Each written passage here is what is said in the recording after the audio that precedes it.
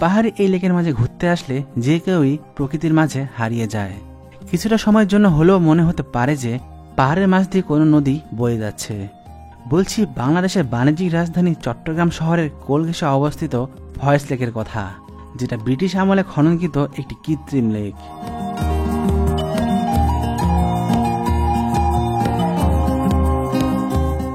ফয়েজ লেকের ভিতরে 1925 সাল দেওয়া থাকলেও নেট দুনিয়ায় 1924 সালের কথা উল্লেখ করা রয়েছে এই লেক তৈরি প্রকল্পের বিষয়ে। তৎকালীন ব্রিটিশ সরকারের এই প্রকল্পের মূল উদ্দেশ্য ছিল চট্টগ্রামের রেলওয়ে কলোনিতে বসবাসকারী কর্মকর্তা ও কর্মচারীদের জন্য পানি সরবরাহ করা। তাই এই কৃত্রিম লেক শহরের পানি সরবরাহ ব্যবস্থার গুরুত্বপূর্ণ অংশে পরিণত হয়।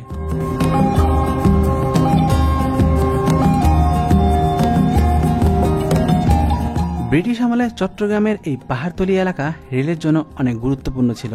তাই সেই সময় রেলের অনেক কর্মকর্তা কর্মচারী পাহাড়তলির আশেপাশে বসবাস করতেন, আর তাদের সুবিধার কথা মাথায় রেখেই তৈরি হয় এই লেক।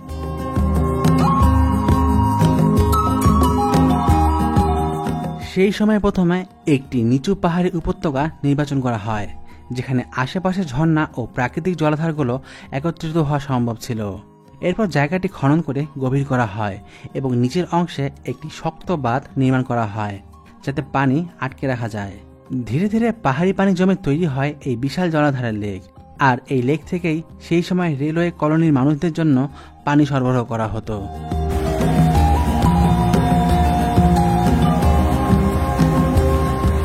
খননের পর শুরুতে এই লেকের নাম ছিল পাহাড়তলি লেক, আর এই লেক খনন কাজের দায়িত্বে ছিলেন ফয় নামের একজন ব্রিটিশ ইঞ্জিনিয়ার।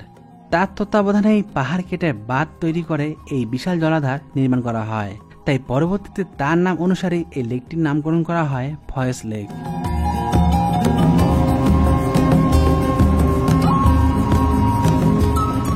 মানুষের হাতে তৈরি হলেও ফয়েজ লেক আজ প্রকৃতির অংশ হয়ে গেছে।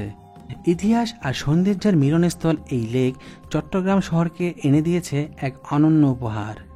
শহরের কোলাহল থেকে একটু শান্তিপূর্ণ প্রকৃতির ছোঁয়ার জন্য চট্টগ্রাম শহরে ফয়েজ লেক এক আদর্শ স্থান।